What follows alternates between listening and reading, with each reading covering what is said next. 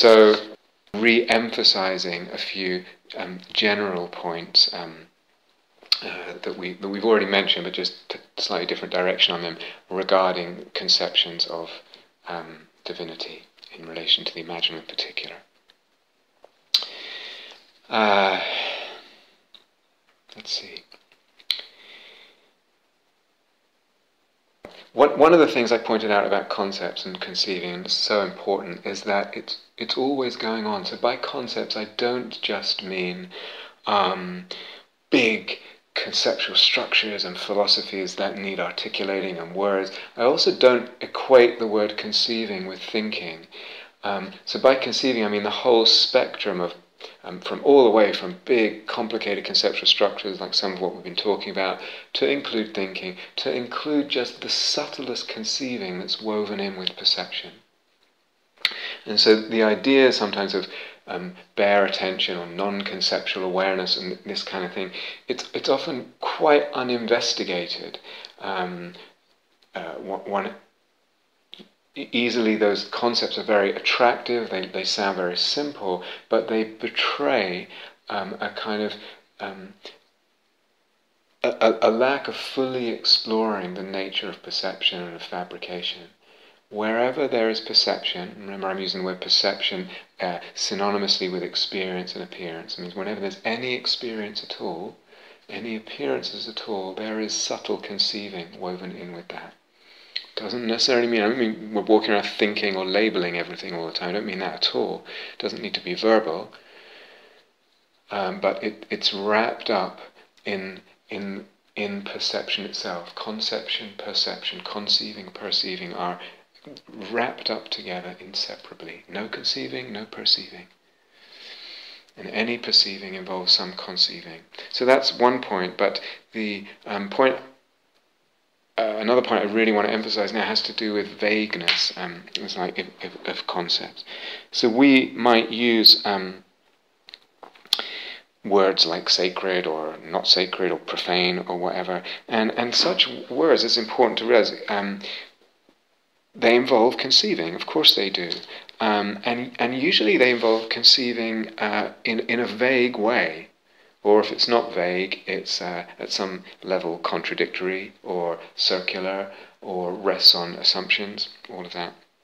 But the point here is about vagueness. So we might say a conception of, we might say sacred or divine, and what does that actually mean? And even in having gone through all this for hours now, it's like, well, still, what does it mean? And it's hard, as I said, without being circular or without being, it's hard to be really clear and defined and arrive at some kind of final, polished, demarcated definition or conception. The conception of divinity is vague to a certain extent, is kind of has a degree of nebulousness to it. But, and this is what I want to add here and really point out, this is important, so does the conception of matter. So I say to you, you might use the word matter or materiality. What does that mean? So just as one might ask, hearing the word divine or God or gods or whatever, what does it mean? What does it mean? We can turn around and ask the same question about matter. We touched on this before, either through modern physics, just go deeply. What do you mean by an electron? What is it? What do we mean when we use that? And if I'm talking about experience, what do I mean? Solidity, a sense of solidity? What exactly do I mean? A perception? And through modern physics, when we go into what does matter, what do we mean by matter, or what is matter, just as we might go into this question of divine, it ends up being really quite a vague concept. Mathematical equations, in the most abstract mathematical equations, might describe behavior of some matter under certain conditions when it's looked at in a certain way, actually describe probabilities of behavior. But basically we take for granted that our concept of matter, or we know what matter is, but actually if we go into that, we see that actually it's really quite vague. we can have, and we do have, of course, an experience of matter, even though if we poke our concept of matter, we quickly realize it. It's actually quite vague and not very deep at all, unless you've really studied a lot of physics or philosophy. But just as we have an experience of matter, undeniably, that we're familiar with, we can have experience of the divine, and the concept remains vague. So, implicit in all this is something I've said before, because as well as being involving conceiving in concepts, divine or sacred or not sacred or matter, these are all perceptions. And this is the important thing. They are, what we're talking about when we say sacred is a perception, or rather a sensibility, a way of looking. And as such, the way of looking can be trained, developed, it can be refined, enlarged, deepened, intensified, empowered.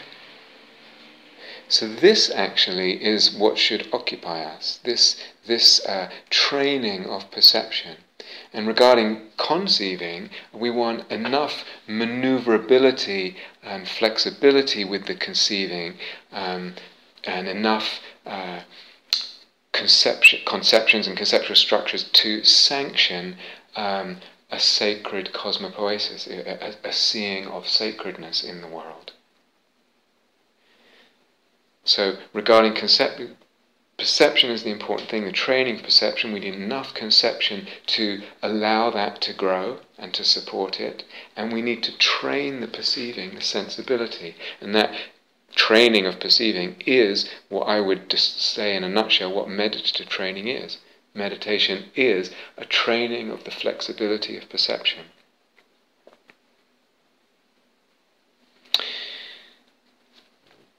So we are not. Well, actually, let me quote the Kotzker Rebbe again. So or rather, let me say this: that in the training of the perception, there's an opening of the range. We've talked about that so much on this retreat, emphasizing that this is what we're wanting to do: open the range for the sake of soulfulness, for the sake of the beauty of that discovery, for the sake of freedom, for the sake of investigation. And so the conceptual frameworks need to support that opening of the range, and the opening of the range of experience and perception then feeds back into the conceptual framework.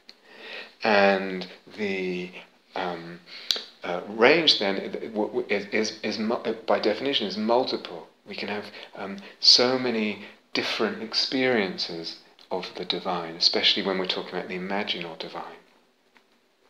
So there is not one correct perception of God, so to speak, which we might tend to think, what's the right way that God is? What's the real way that God is? We can talk about one sort of authentic experience, if that's even the right word, of the unfabricated, of the Godhead, this Deus absconditus, if that's the right Latin, the hidden Godhead, but not of the faces, the expressions, the aspects of God, the dimensions of God, because in a way they're infinite, and it's about experience here, and there are infinite possibilities. Sometimes in spiritual circles, very easy for people to be to latch onto and cling to and chase kind of one kind of experience. Oh, that's it. Well, the teacher says, that's it, you had it. Or a person is aiming for, has a sense of there's one kind of ultimate experience of the divine. I tasted it, now I've lost it, or something like that. Yes, perhaps when the singularity, when we talk about the unfabricated, but not when we open it up into the realm of the imaginal and the fabricated. So again, to quote the Kotzker Rebbe, but actually to take perhaps another spin on it, he said, "Where is God to be found?" Question, where is God to be found? And he answers, in the place where he is given entry. So you could read that, well, he's everywhere, or it's again, and we don't see him everywhere, her everywhere, divinity everywhere. But it's also saying something about this infinite possibility of the expansion of the range of perception of experience into all the different faces of the divine and sacredness, the sacred cosmopoesis, etc. So we're talking here about empty divine, again, imaginal divine. And the recognition that we're talking about perception, we're never talking about anything other than perception. Everything, as I said, hinges on perception and the fabrication of perception and understanding that and training, as I said, training that flexibility, training the sensibility is the range, opening the range. And the conceptual frameworks support that. There's this reciprocal feeding, as we emphasise many times now. So that's one point. The second thing, and again I've touched on this before, but just to elaborate a little bit and give an example, it's very possible for a conception of the divine, or it's very possible for an image to have deeply powerful effect on the being, an image of the divine to have a deeply powerful effect on the being, even when we don't believe in, as I said, that this is real, or this is true, or, and we concretize it and literalize it as a belief. So I remember decades ago, I think I was in my 20s, I think, yes, and late 20s, I lived in the States, and quite unexpectedly, because I had not grown up at all in a Christian household or education or anything, and was really, despite living in a culture where Christianity was, well, on the wane, but present in England, I'd never really been exposed, never really even understood the whole thing about Jesus and the cross and Christ and all this. So I was kind of sheltered from that in my upbringing to a certain extent. And then quite unexpectedly in my early 20s, what I can say is fell in love with Jesus. Very unexpectedly and very, very beautifully, and the whole opening of the heart and the soul in devotion touched so deeply, and began to enter into that and to explore it. And I would go, actually ended up being sometimes more than once a week, to different churches in Boston where I was living, and I would usually just visit these different churches and just sit and stand at the back in the services, and would be so moved to tears, would be standing in the back, and sometimes it was, the old whatever it was, parson or the priest, or depending on the kind of church, and maybe some of these churches really on the wane, there's 3 people there, and they're in their 80s or 90s, and then I would stand at the back and just be sobbing, so moved by the hymns and by the sort of mythos of Jesus and of Christ and the parables and the stories and the healing stories, and then talking to people, and people would say after a time, getting a little bit involved in that world in different kinds of ways, and people said, why don't you get baptized? But I never felt I could, because actually I could not credo, non-credo, I could not say I believe this, and it was a barrier. There was something operating through the mythos, but it was not about belief. So it was extremely powerful, deeply powerful, this sense that emerged, the mythos of the divine, of God, in this case through particular Christian mythos and Christ and all that, deeply powerful and important, without any clear theology. So, the belief wasn't there as a sort of literalized, concretized grasp that I believe this to be true and real, and again it was the theology, if you like, the conceptual frame was not clear, was vague. The mythos was alive, though, and this is important. And it was interesting too. I can't remember at what point, but somewhere along the line,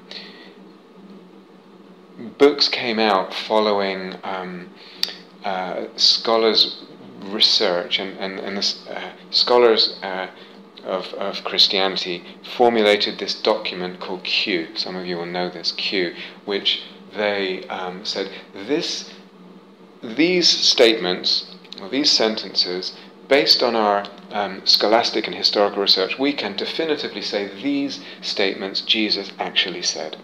And then there was a group of statements where I think it was sort of probable that he said, or possible, and then there was a group of statements where he definitely didn't say this.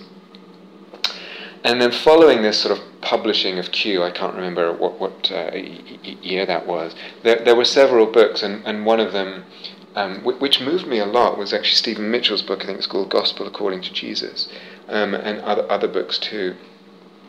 But I also felt in relation to that, personally, that there was this attempt to portray a historical Jesus, that this guy really lived. And then oftentimes, with a lot of the books that came out, there was sort of saying, and basically, this guy actually lived, and he was another kind of radical, free, liberated being. In fact, he was a lot like Lao Tzu, and a lot like so-and-so, and a lot like... So all these guys were kind of similar, and he lived with a great open heart, and I'm being a little flippant because it actually did move me. But something in that way of casting the figure and the story of Jesus, that to me, in a soul sense, fell short somehow.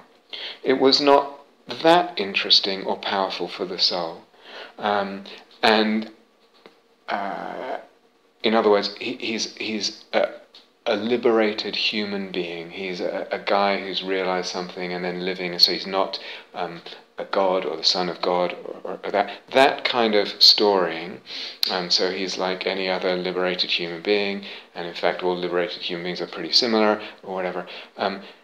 That, attractive as it was as a soul story, fell short for me. It was not that interesting and powerful, as I said. And note as well that it's presented as literal and concrete, or at least probable historical fact, i.e. that story itself of Jesus as purely human, a kind of liberated guy with a big heart, etc., like a lot of other liberated people with big hearts, is not portrayed as imaginal. It's not conceived or admitted as imaginal.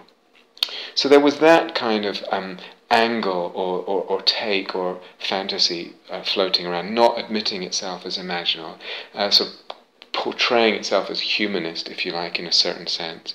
And on the other hand, or at the same time, I was exposed to this sort of dogmatic kind of Christology, or basically theology that originated, I think, with St. Paul. So Paulinian theology is this sort of structure of the Son of God and the Trinity, and sort of that in its sort of overwhelmingness and its complexity, sort of arcane structures, it was attractive to me, in that it offers itself to the imagination, that kind of structure, that kind of verticality of dimensions, and the rich, complex, multi-level and textured movement, as we're describing, of eros-psyche-logos, that can enter into that and relate to it and enrich it. And at the same time, that sort of dogmatic Christian theology was unattractive to me, especially if I felt I needed to sign up to believing it and say, I credo or whatever, and I believe this is true. But again, with that theology, again, it's presented, just as the humanist version is presented as fact, truth. This is credo, that this is true, this Trinity and all the rest of it, and not as imaginal. And something was operating me, very powerful. I couldn't, or I did not want to go to one side or the other, really. And I could not articulate something back then that how I articulate it now, this is years later, is to say that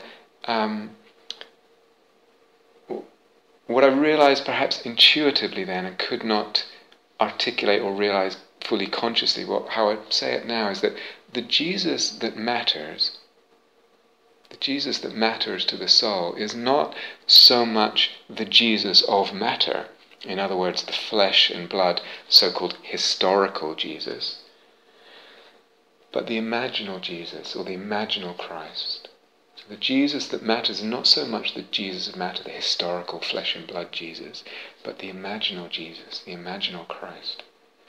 And I think perhaps something in me realized that, but not quite fully conscious enough, so I just dwelt in this in-between world, and it was lovely and beautiful. But again, to say I'm interested in the imaginal divine. That's what we're talking about, the imaginal divine.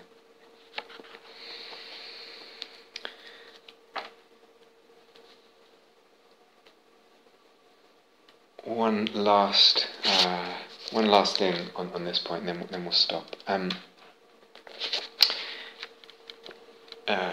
Give you an example again. This has to do also with vagueness.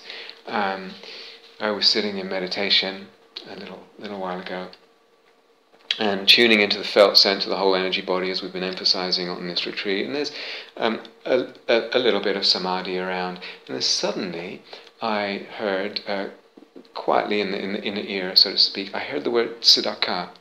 Tzedakah is a word I knew from my childhood. It's a Hebrew word for charity. I think it means charity, or perhaps it can mean giving. Perhaps it's equivalent to the word dana. I don't know. But I heard that word tzedakah, just that word arising, and then with that word, or sort of sparked by that word, was the subtle image, sense and idea, all wrapped into one image, sense, idea of my being, and then the sense of my being was completely wrapped up with the sense of the energy body at that time, but the subtle image, sense, idea of my being as a gift from God. And sense, so that word, and then my immediate knowing of what the translation of it, and it just sparked a certain image sense, a certain conception in the being. Very, very beautiful, totally wrapped up with the energy body. My being as a gift from God. My being is a gift from God. And then correspondingly came a sense of giving my being to God as a reciprocal gift. So there's receiving the gift of being and giving my being to God as a reciprocal gift. Very, very beautiful and very subtle. I lost it several times, then found it again. And actually later, in a meditation the same day, I was on retreat at the time, this sense arose again, but attached itself to a person. So there's again the sense of the image spreading, but interestingly spreading from a more general sense of divinity to divinity through a person. Usually it's the other way around, but we see, as I said, a person in a certain imaginal theophanic way, and that begins to spread to the surroundings in a cosmopoesis. But just to say just a few little things about that subtle imaginal sense or opening there. I'm mentioning it just because I want to draw out just a few things. Some of them I've mentioned before when we were giving the instructions, and just to point out that an image doesn't, that image didn't seem to involve any inner physical sense.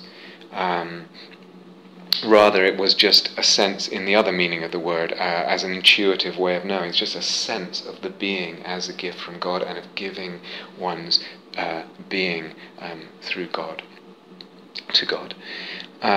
So it's not really a kinesthetic sense. It involves that. It involves the energy body. It certainly wasn't a particularly visual sense, although it also involved an awareness of nature and that was around me. And nor is it really, was it auditory? It's not an inner auditory sense. The word dukkha that I heard was more a trigger, something that ignited. So spontaneously hearing that word inwardly functioned as what we call this poetic sort of spark. Now, again, we've touched on this before, but just to spell it out in terms of instructions as well, when a spontaneous word arises in the mind, if I'm doing usual sort of mindfulness meditation, I would just recognize it, note it perhaps, and then let go of it and come back to the breath or come back to whatever else. But here, in this practice, in this kind of imaginal practice, or practicing of opening to at least the orientation, the potential of cosmopoesis, some things that enter the mind can be taken up and function as keys that we can open the being and the perception and the conception in certain ways. And that we can then tune to the mystical perception, the image, the mythos, the cosmopoesis that's coming from that. So it wasn't, as I said, particularly in any physical sense, nor was it particularly only in the affective, only a heart thing. The heart was involved. There was a beautiful, subtle emotionality involved in the heart, but that wasn't the primary thing either. And more important for our purposes for this, what the points we want to make right now, is that the sense of God in that, as that opened, the sense of the divine was not located spatially, and nor was it specifically defined. Again, so really emphasizing this vagueness. Again, what is this God or divinity that I was so much central and part of this image sense idea? It was vague. There was not a worked out, clear, demarcated philosophy or conception of God or divinity. Rather, it was open, amorphous, ambiguous. Or when or in practice, when I might use the word, sense another as an angelic presence, or see them as angel, they appear to me as Theophany, as angel. What does that mean? What does this word angel mean, or day? What exactly do I mean? What is an angel? Now, we've been through all this elaborate conceptual structure, but still, I don't know, and I can be affected beautifully and opened in the perception and the conceiving too, opened by all that, but it's still an undefined meaning. Not less powerful for that being undefined or not clearly defined. So perhaps characteristic of our, I don't know, maybe it's different personalities, maybe it's our time in history, maybe it's, I don't know, but we can tend to elevate specific, clear, or apparently clear, demarcated knowing of something that's defined, or at least a definable, knowable. We tend to think this is better if it's clear, demarcated, and definable, knowable, or defined, preferably, or at least possibly definable, knowable. We tend to elevate that. That's good, that's what we like, that's what we feel comfortable with usually. But is there a necessary place for kinds of knowing that need to remain open and not very defined?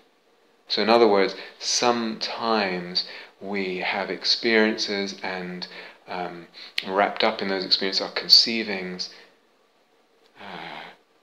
and that the knowing there is not is much more, as I said, open and amorphous and less defined and not clear and not demarcated.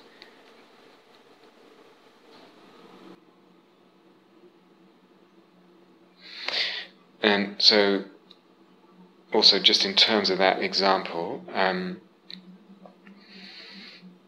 again, in the practice of it, the attention was not really focused on a particular object or a particular sense. It was more global or rather general.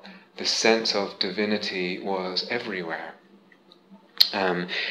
Different than vast awareness that seems divine in this universal way. So this image sense very much involved my personhood. The sense of God and the divine there was not very particular, but it definitely involved my personhood, my life, my being. Not just universal, it involved me. There was a sense of self there, and God. The God was more vague, but nonetheless powerful for that. And again, and if this isn't clear, we can tend so much from Buddhist circles to elevate experiences that are more dissolutions of self, or seeing the emptiness of self, etc., or non-self, experience of no self and all that. But there's knowing the emptiness of self that thoroughly we can then open the door for a whole other range and realm of dimensions of experience that do involve self, which is not taken literally and hardened into reality. And so this whole range of experiences that involve personhood and particularity is so important.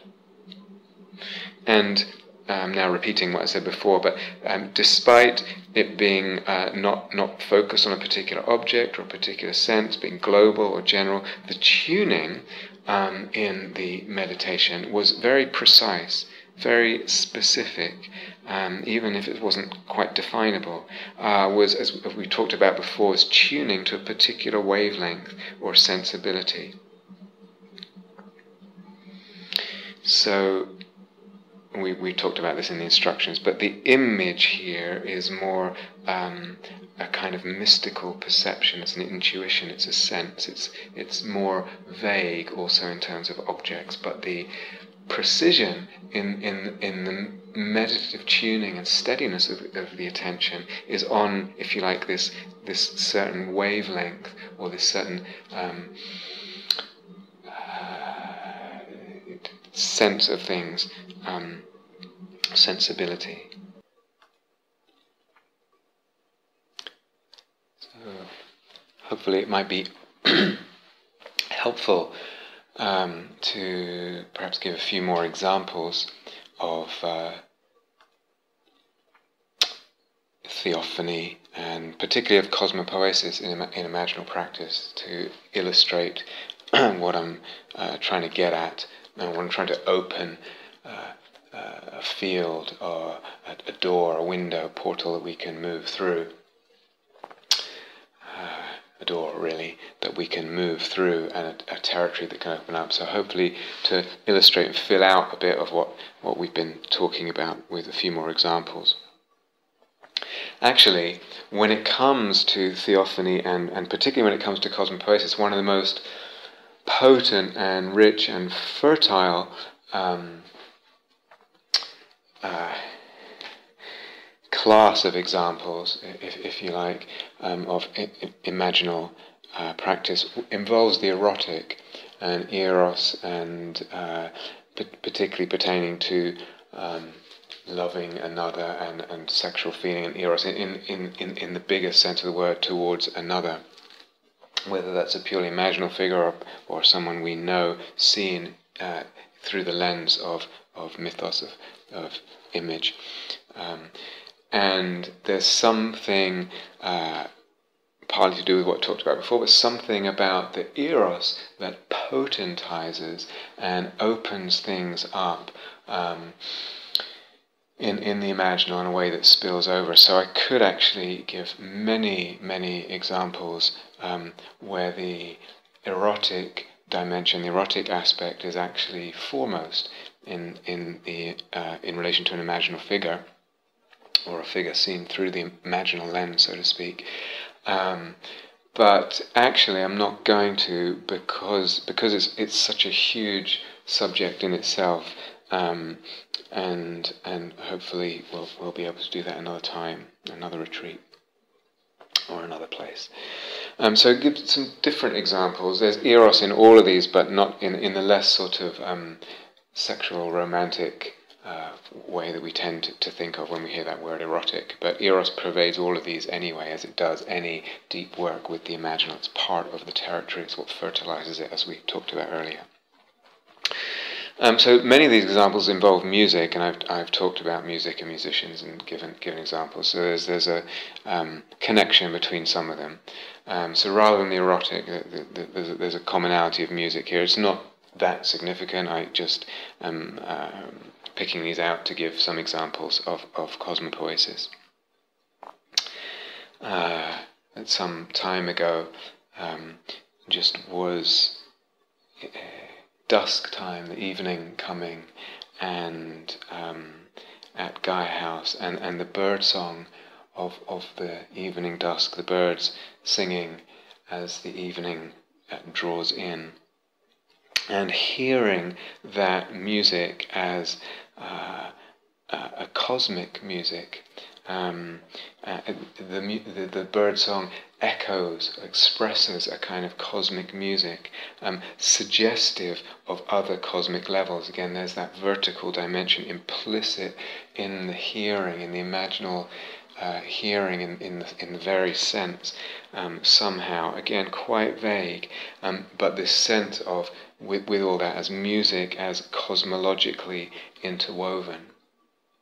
And then that had a personal component for myself, remembering my life as a composer for some years, something I really gave myself to very fully, and feeling the sort of the function of the composer, the soul function of the composer, as kind of serving that connection between the more cosmic music and what comes through on a human level, or rather seeing that there is a connection and wanting to serve that, and seeing that they ideally reflect each other. So a lot of that is actually was quite subtle and hard to put into words. I gave that other image much earlier in the retreat of the music that matters. It's the music that matters, but music in that sense was something more broad. Here it was still more broad than actual what we think of as music, but not as broad as it was in that other example. And quite similar examples, actually. This is something, for myself, I get quite a lot, this particular sense of listening and sound and hearing it as sacred music. But I was sitting reading in the vegetable garden at Gaia House. It was a beautiful sunny spring day, and I was sitting on the bench there, studying, reading, and I actually heard music, meaning I physically heard music, and at a certain point I realized that it was the water pipe at the whole other end, perhaps 100 yards away, or I don't know how long that garden is, 50, 100 yards. At the other end, it was the tap, sort of old, probably, fairly on its way out tap of water that was running because it was through into a hose watering the garden at somewhere. So this music that I heard was actually the sound of the water through the tap and the pipe at the other end of the garden. But it really sounded so beautiful, like some very complex and skillful and exotic kind of jazz through a reed or flute instrument, like improvised. It reminded me of a musician I love, Dewey Redman. He died some time ago, and he used to play an instrument called a musette, a fairly rare instrument, but it sounds like some kind of Asian reed instrument, and he was a master, playing very, very free and creative and sort of subtle and complex ways there. So the sound that I was hearing from this tap was really compelling as music. It sounded so creative and fantastic. Its sound, its structure, the kind of melodic fragments and etc. And there were other sounds that seemed to accompany it. This went on for some minutes, and listening to that, and opening to that, and the delight in that, and the beauty of it, sort of through an actual sound, the sound of the tap. Through that, then listening and opening in this way, the whole garden, the whole veggie garden, became sacred. Became as if it had. It became a theophany. The garden itself, the sight of it, the whole surrounding of it, became a theophany. There was as if it was seeing it at a kind of more subtle level, seeing a more subtle dimension of the existence of the garden, of the being of the garden. And of course it was filled with light anyway because it was a sunny day, but this sense of other levels of creation, a sense of a kind of other worlds, other dimensions of this world present there, the sense too of this world, if we echo something Corbin said, this world as the imagination of God. That was all kind of implicit in this in this hearing, and then the whole senses opening to this other garden, so to speak, in or behind or with or at a different level of the garden. So there was not so much a transfiguring of the physical perception of the gardening as we could say a transubstantiation. It appeared to be of a different substance at a different level. Really very beautiful there, that kind of cosmopoesis or opening perception of a different dimension. So it was heavenly for sure, or divine, but again, it should be obvious by now, not if I use words like that, or if we hear words like that in this context, because it felt like, oh, this is heaven, right here, this garden feels like it's perceived as kind of heaven, but not talking in a metaphorical term, oh, it's heavenly, oh, it's simply divine. There's really a different sense of this vertical dimension interfused with the physical, or perceivable in and through the physical.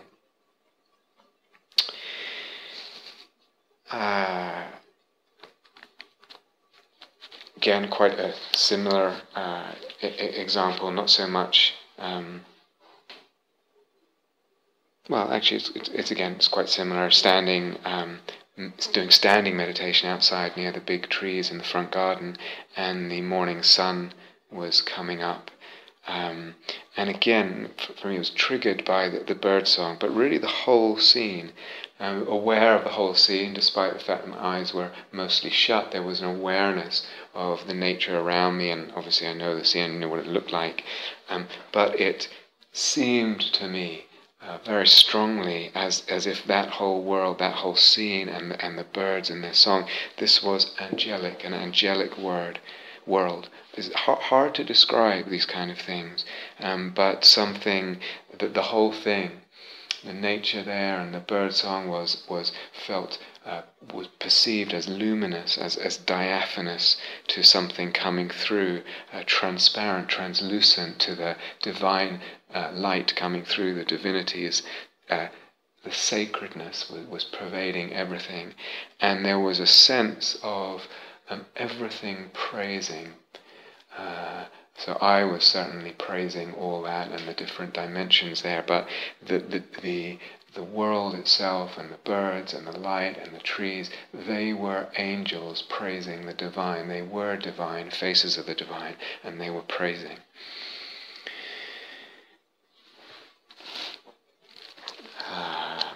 Could give some more examples. Let's see. Yes. And I think I've touched on this one before. I think I mentioned this one before. Excuse me, I forget all the examples I've mentioned. But actually I want to say it again, partly for instruction's sake, to give an indication of how these things might actually evolve, because someone might be listening and say, suddenly this thing happened, which is sometimes how it is. And we talked about how we can set things up and how we can really kind of relate to the flow of what arises in meditation with a different kind of responsiveness than we might in, say, other kinds of practice. So I want to go through briefly this example to highlight the kind of ways that the imaginal experience, or in this case the cosmopoesis, unfolds, supported by or dependent on, helped by the ways of responding and allowing what came up, the ways of seeing what arose spontaneously in meditation. So I had been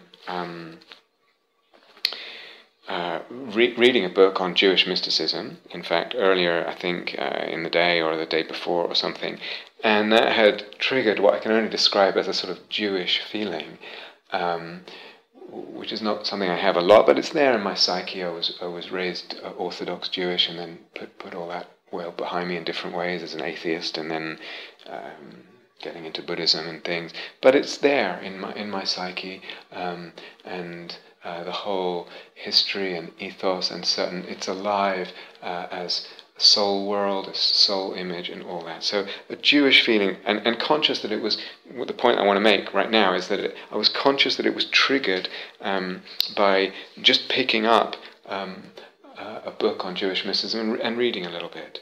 So that's fine, you know, you say, oh, I dismiss that, it can't be my soul because it was triggered by something I heard or something someone said or something I read, no problem. So this Jewish feeling was there, and it's part of what I was just aware of and allowing and holding and feeling in the meditation. And as I was doing that, a point of white light appeared at my solar plexus, a sort of like a star in the night sky, appeared at my solar plexus.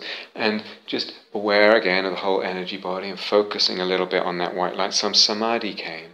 And then that spread through the body, that energy of the samadhi, and it felt like my sense of the body and the energy body as a vessel waiting to be filled. And this Jewish feeling was still pervading, and a particular mythos that's alive within the sort of umbrella or the soul world of what Jewishness might mean to me from my past and from what I've read and in my soul fantasies. The idea of a tzaddik. Tzaddik is basically translates as a righteous person, so someone like a bodhisattva, something like that, the Jewish version of a bodhisattva, wise and incredibly compassionate and pure and saintly and given to God. So the resonances of that whole soul image, what that word means for me, and all the images that accrue to that, and the fantasies and the mythos, all quite vague, but very potent, very fertile in my psyche. And then, so with all that, allowing all that, feeling all that, aware of it as image, as mythos operating in the psyche at that time, connected with the energy body, some degree of samadhi. And then again, the bird song outside my window became to me beautiful, but beautiful like a sacred text. It was as if I heard the bird song as a sacred text, and a text that was inexhaustibly deep, inexhaustible in depth and beauty. Now that very idea of a sacred text and the inexhaustibility of the text in terms of the depth of meanings that are possible, infinite interpretations of it, that's also a Jewish idea. Or it's an idea I picked up in part through my studies of Kabbalah, or reading about the Kabbalah, I should say. And so that whole image sense and the cosmopoesis involved of the bird song as sacred text, and I did give this example or a related example before. It's not completely translatable, this text. It's not even in a specific language. The details are not important in that sense, but there's again the precision of the tuning to the reverberations, the echoing, the feeling, the mythos there, that's important. But that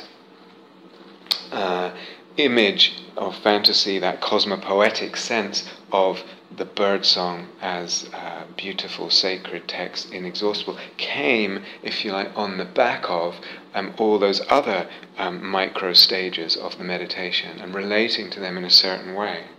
Had I shut down or dismissed or judged as unworthy or just a distraction or papancha some of those earlier stages, the Jewish feeling or the tzaddik thing or whatever, body as vessel, it may be that sense of the sacred text, of the birdsong as sacred text, would not have arisen. It did not have the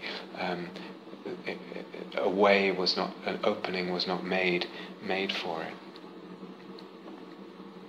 So again, in that sense, the image sense of the birdsong is not visual, but it's subtle and rich and pervasive. It was auditory, but on opening my eyes, then the world around me, and again, this is the spreading that we were talking about. The world around me. Here's an image. Here's a theophanic image, and I'm focusing on that, and it has a certain boundary to it. In this case, the birdsong, but opening my eyes often, then the world around me and my body too seems to be sacred text. Also, seem to be sacred text. So there's this spreading of the theophany to a more poetic sense of everything. The whole world and my body too seem to be sacred text.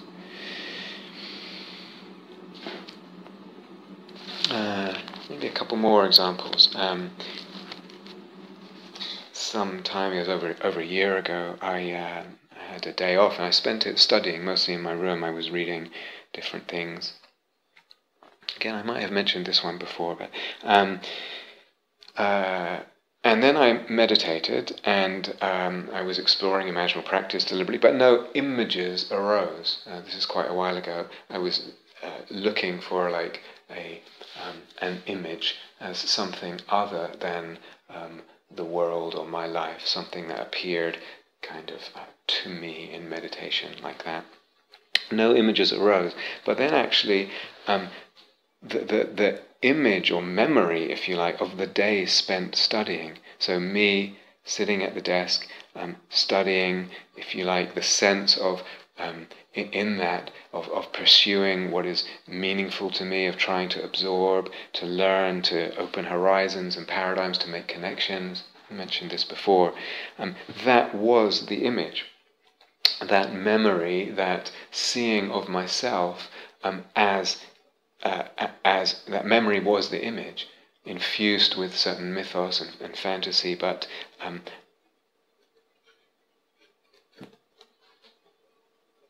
the image or symbol, if you like, was me studying with everything, all the richness imbued in that.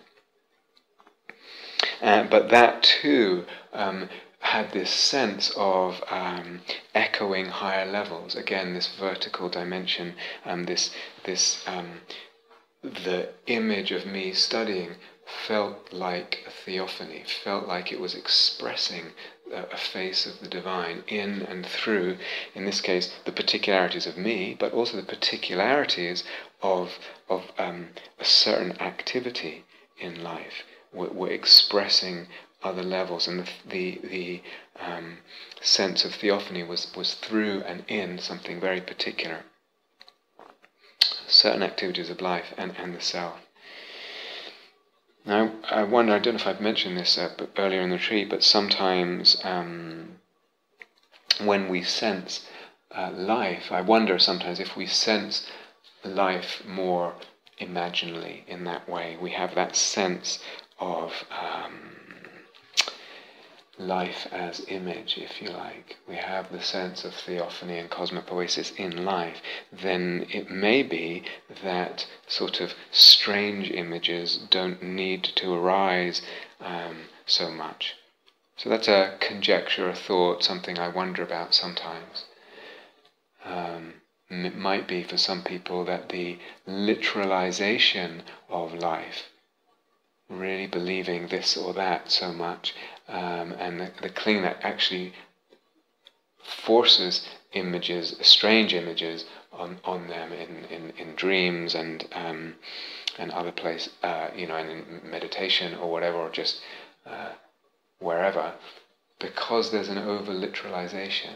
When life is seen more imaginally, then the imaginal comes through, and it's not squeezed out of life. There's a broader range for it to come through. But again, in that image, there was a spreading in terms of the breadth of the image, because the surroundings started to be included in the image. In that case, my room that I was sitting in, the whole world of that started to be not just me, not just the activity, but the whole surrounding started to be filled with this sense of theophany, the sense of sacredness, and the different levels present, if you like, in the world, in and through the world, the different dimensions of the world.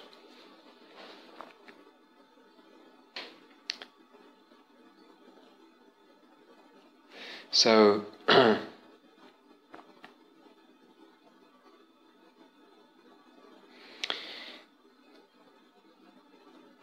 I'll leave out the other example I was going to give, and just finish with one. It's actually, in a way, it's the most complex, and perhaps for some, maybe the strangest, and maybe quite hard to relate to. Again, it's musical, or has to do with music. So I'm aware it might sound quite strange for some, especially people who don't have a musical background. But I'm choosing it partly, again, to illustrate something about meditative process, about picking up on cues, relating to them in certain ways, working with difficulties, and how that opens theophanic sense, but also in this case the cosmopoetic sense up in particular ways. Also, again, to illustrate when we use words like divine and God, etc., that it's really quite broad, infinite, in fact, the range of what might be meant there. It's not the narrow preconception that we might immediately assume when we hear those words, God or divine. So I had a teacher. I didn't have that much contact with him years ago at the conservatory. He was a jazz saxophone player, really, really amazing. I loved his playing. And I didn't have that much contact with him. I had him for one or two classes, I think, over the years. And on a whim, I Googled him, and actually found, among lots of other stuff, a short article explaining explaining a sort of the basics of a certain musical concept way of improvising. It's quite technical to explain, but.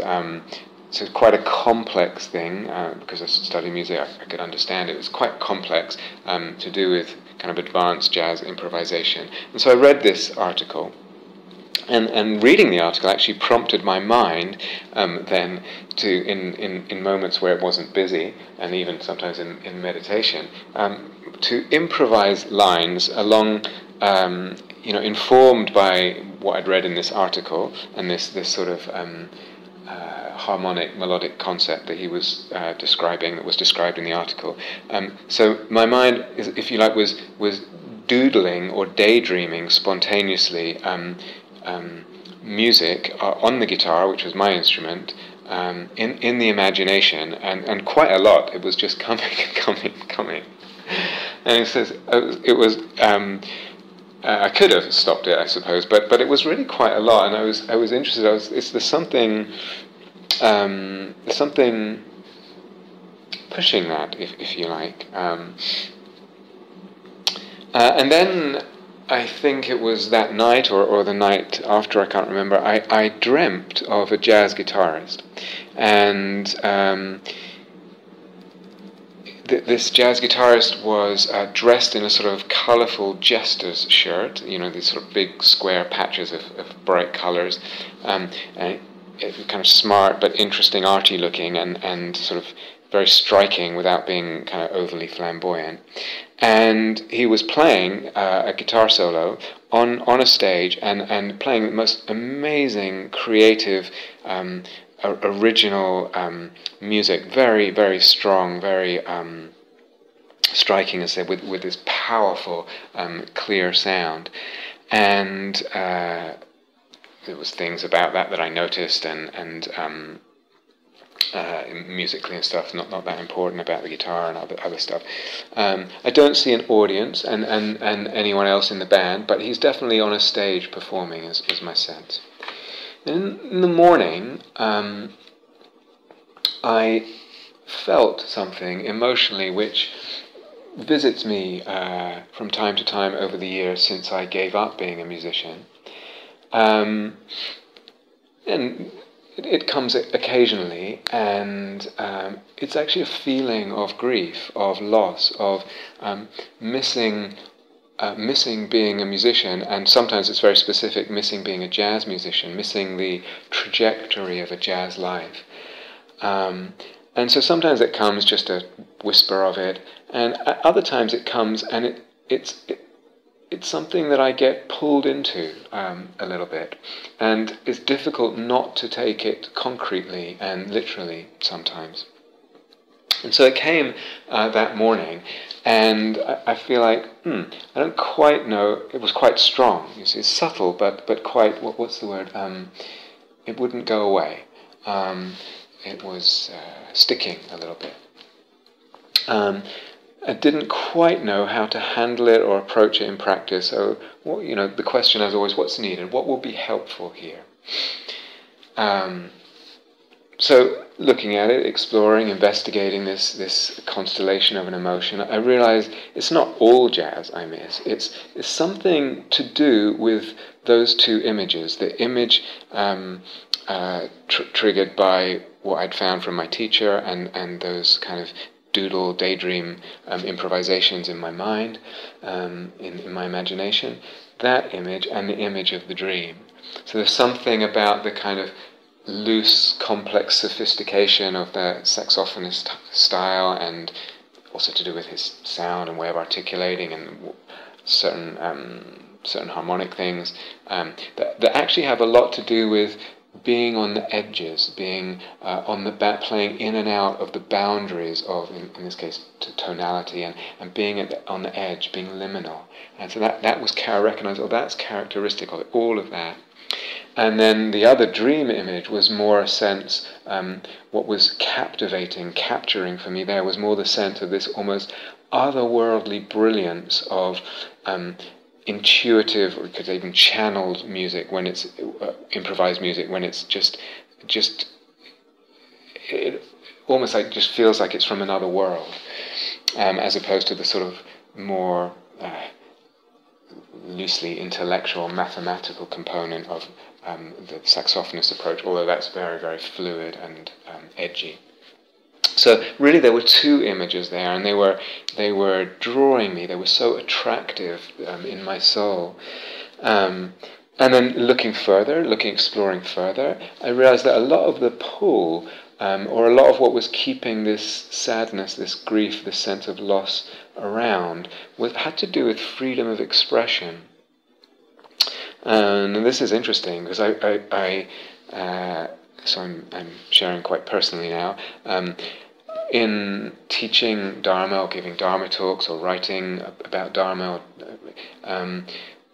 I feel I have a responsibility to be as clear as I can. I aim mostly for clarity, because I'm trying to instruct or teach or make things clear for the most part. So that aiming at clarity, the didactic aim, the teaching, I am responsible to you, in this case as a listener, and I'm responsible to the students, I'm responsible to the Dharma and all of that. And so that puts quite a lot of constraints on my freedom of expression. And also realizing also that there are constraints, there's quite a lot of constraints that I feel because of the whole Dharma ethos, so to speak. So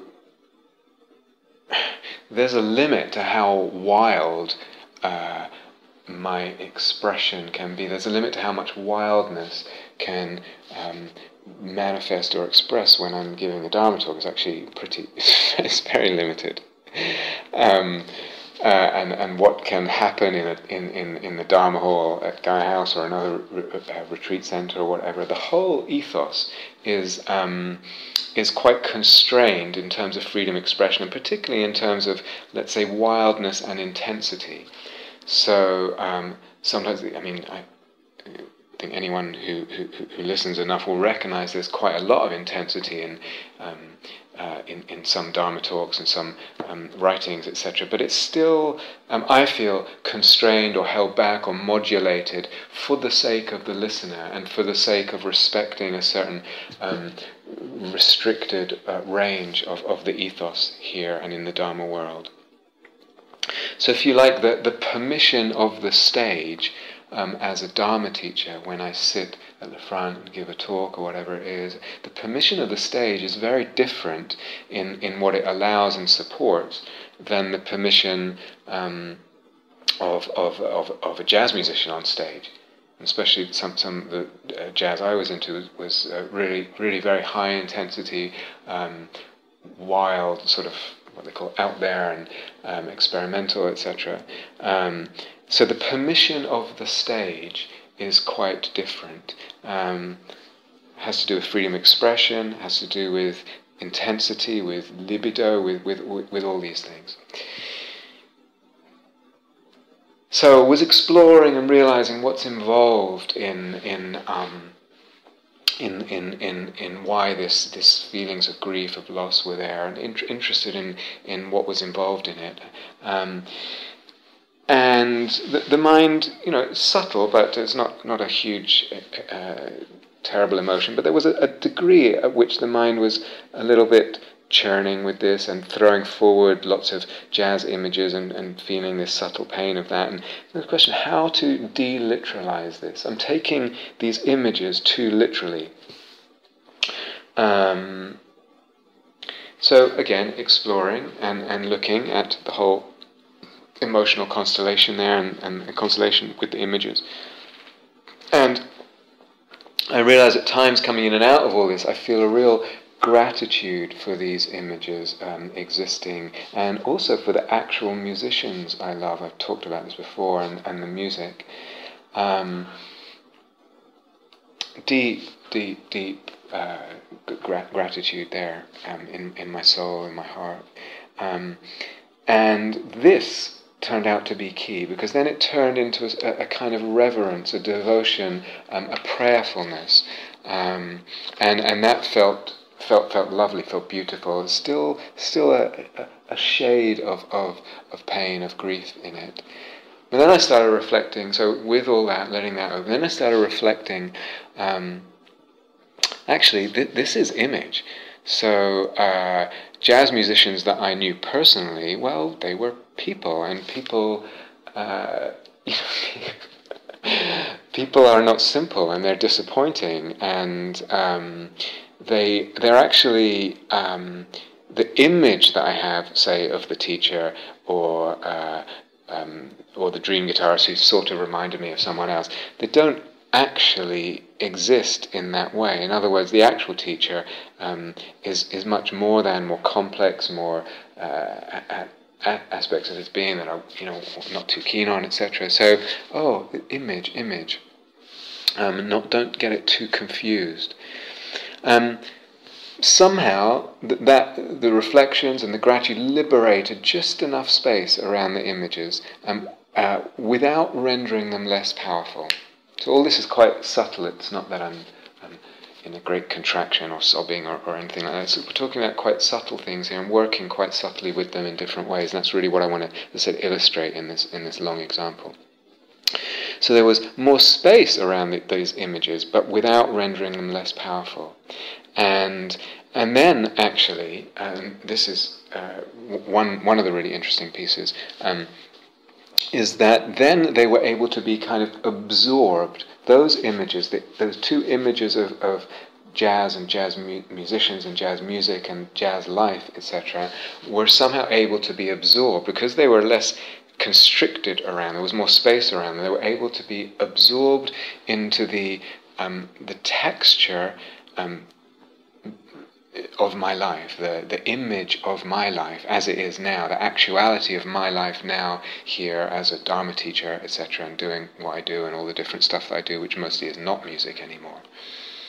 So somehow it's like the ethos, the image of that, of jazz, it's actually hard to put that in a nutshell, what that actually means. I've talked about this, what it means more than improvising. Just how you improvise Dharma talks, or you improvise in interviews and all. It means much more than that. But the whole mythos of that was actually able to be translated not in totally delineated ways. There's still a lot of vagueness there, but absorbed into the texture, the image, and the actuality of my life, the way of feeling and sensing, seeing my life. So that was interesting. But in terms of cosmopoesis, of that, this is the piece I wanted to emphasize. So I found all this interesting. So I go outside and I do some walking meditation. And I'm interested in this whole question of cosmopoesis.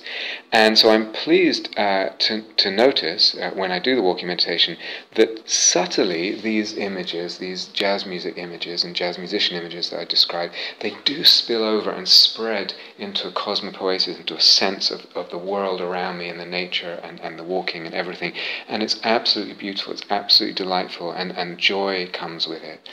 Again, hard to describe, but it's like the world is music somehow.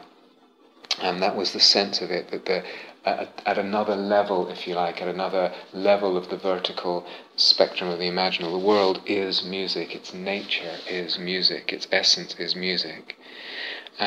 So I know that we can hear that in different ways, and people talk about it in different ways. So certainly I can hear certain sounds as actual music, but it's more than that. Actually, all the senses were involved, so that what I see and the forms that I see, the shapes, the colors, the sensations in my feet as I walk, the whole of nature and the whole structure of nature was music. Very hard to explain here, and also hard to form a clear, defined sense of. It's quite subtle, yet very wonderful and very powerful. So again, there's the vagueness and the non-delineated and clear conceptual structure, yet still the depth and the potency of the opening. Like really another dimension to existence. And when I tuning into that, but then the mind loses it, the perception loses it. That happened many times.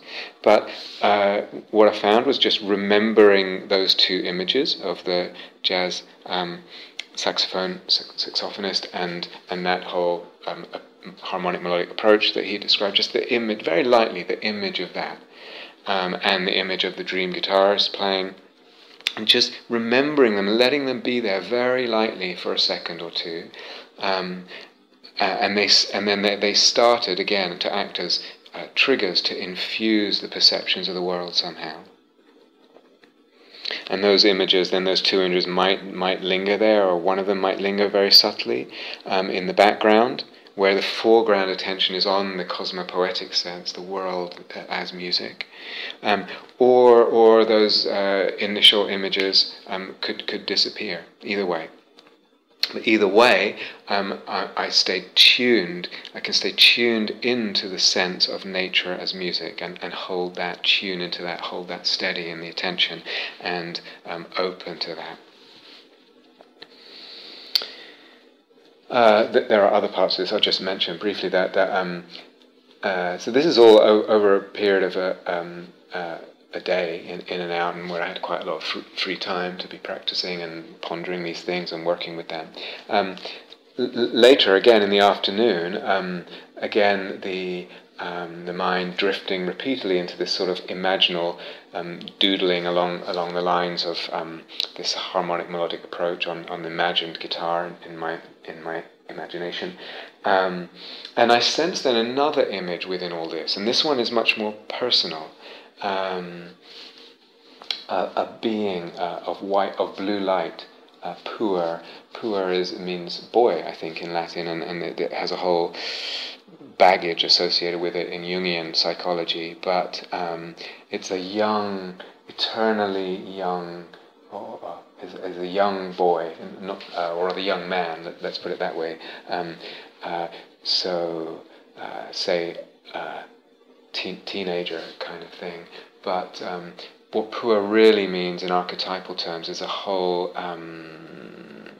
confluence of things, but to do with enthusiasm and spirituality and vitality and eros and many things there. But this puer of blue light appears as an image, and it's sort of mixed with me, or it is me, or say 17. Discovering those kind of harmonic melodic possibilities, and which wasn't the case at that age, but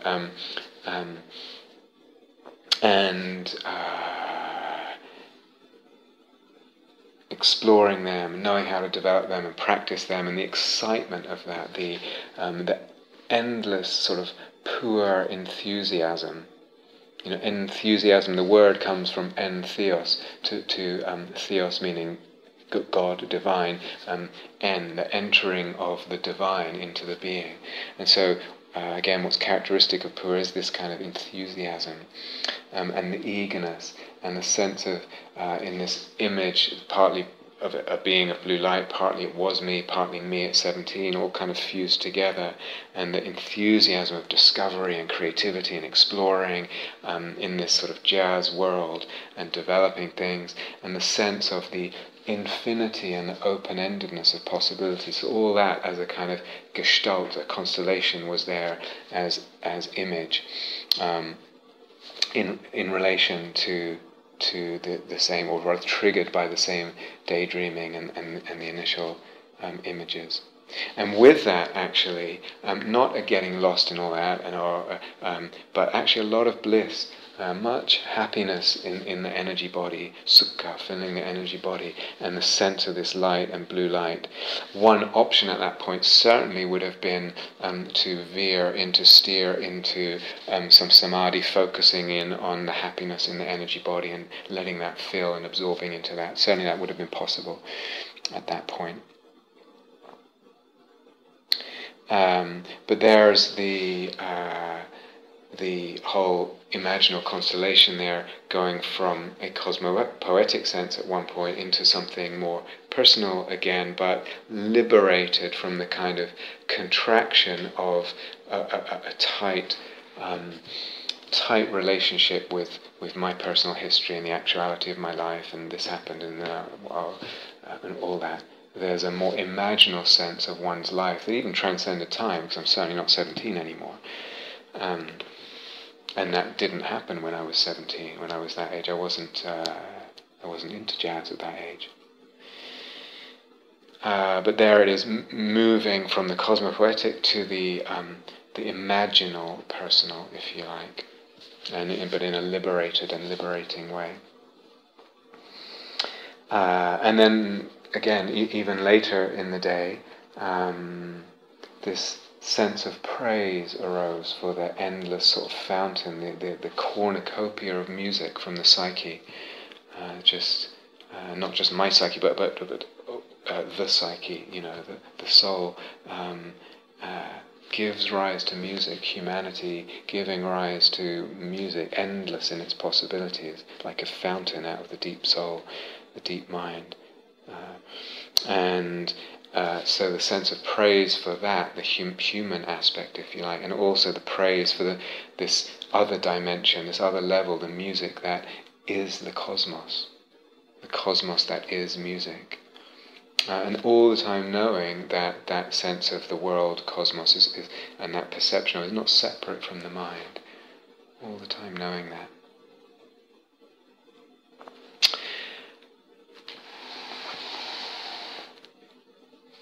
So, just to finish, talking about cosmopoesis now, the impulse towards cosmopoesis, the idea of cosmopoesis,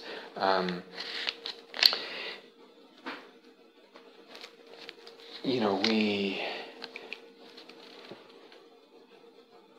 recognize, or in a way I'm sort of stating as an axiom, that the soul wants poetry and enchantment, that these are essential to soul-making and soulfulness, to say in different words what we said much earlier in the retreat.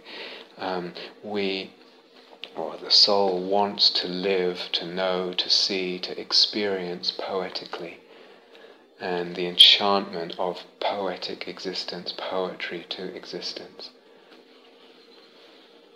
And so in terms of cosmopoesis, because really what we're talking about in cosmopoesis is again this sense of range. We're not saying the cosmos is like this, so we could take cosmology as defined by modern science, current modern science, whatever, say that's how the cosmos is, and that's fine, and actually to me very enchanting, very beautiful, as one vision, one knowing, one sensing of the cosmos. I love I love what modern physics and modern cosmology uncovers as much as I can understand it. But something in the soul, to say in different words what we said before, wants and needs an endlessness of creativity, a range of ways of feeling, sensing, knowing, seeing, living, and sensing ourselves, others, and the world, the cosmopoesis. There's something about it, just that the psyche wants to expand, the imaginal world wants to expand, the eros wants to expand. As we said, this movement of fertilizing, expanding of tendency of eros, psyche, and logos together, fertilizing each other, the whole thing growing, expanding, going deeper, opening up other levels, other visions, other experiences. So it's not that one would, holding all this lightly, it's not then that one would want to assert this cosmos is real and that one is not, or that one is real and this one is not. That would be falling into clinging too tightly and concretely and literally to either one view or another, or scientific reductionist materialism versus some other New Agey view or whatever. So this idea, the cosmos is music, is a poetic idea, is a poetic sense of the cosmos. This is not, as I said, it's not even a metaphor in the way that we commonly use that word metaphor, and it's certainly not a literalism. But again, because the soul, because eros and psyche want to see, to feel, to know, to live poetically, this expanding, this movement of cosmopoesis, this opening up of the range of the perception of self, other, and particularly of world, it's necessary to the soul, because eros wants to expand psyche and soulfulness, and the psyche wants to be expanded, soulfulness wants to deepen and be enriched and nourished. Soul-making needs to happen. It's important for our soul that soul-making happens. So soul needs images in all kinds of ways, many and a whole range, as we said, infinity images of life, of self, of others. So needs images that pertain to life, and it may well need images that seem to have nothing to do with life, what James Hillman calls the underworld. They're away from life, they seem to have no bearing, and yet they're important for the soul. So there's the images that we have of life, and the many and plural, the range of the images of life, and there's images away from life. but soul also needs this sense of other dimensions, this vertical spectrum of the imaginal. This is how, this is what happens when soulfulness is enriched, when soul-making happens. That vertical dimension opens, and also the spreading into the world in Cosmopoesis, the ensouling of the world. So to repeat, what we said earlier, soul needs multiple seeing. And to quote William Blake again, God help us, or God save us from single vision. This is, we feel it as we live more deeply. We feel it as a necessity of the soul, as something that fertilizes our life, our soul, our experience, our sense of being, this multiplicity. And it's what happens when there is the fertilization of that. So a lot, as I've emphasized many times, a lot of what I'm emphasizing is this wanting to open doors, to expand the range, and really get through these examples and through these talks, and through this retreat. That's really want to give some possibility to open doors, to support possibilities, suggest possibilities, but it's really possibilities of perception, of experience, of sensibility, supported by the conceiving, supported by the practice. So opening the range, as I said much earlier in the retreat, opening the range of perception, of experience, of sensibility. That's the thrust, the movement that is, I think, so important. Because in that opening up, that meditative journey of opening up the range of perception, or vision, if you like, of experience, we are opening the soul, the psyche.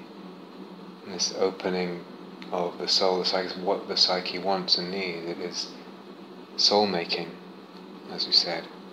We're also opening up the range of possibility of practice and of adventure.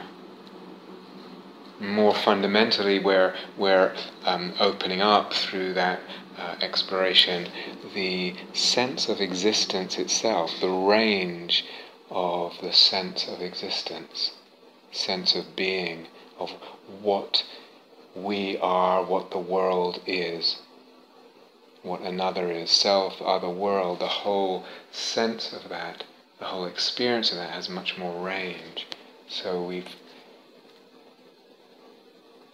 not living in a world that's constrained, constricted. And with all that, we're opening up, as I said much earlier in the retreat, the range of our sense of beauty, of deep beauty, the possibilities of beauty.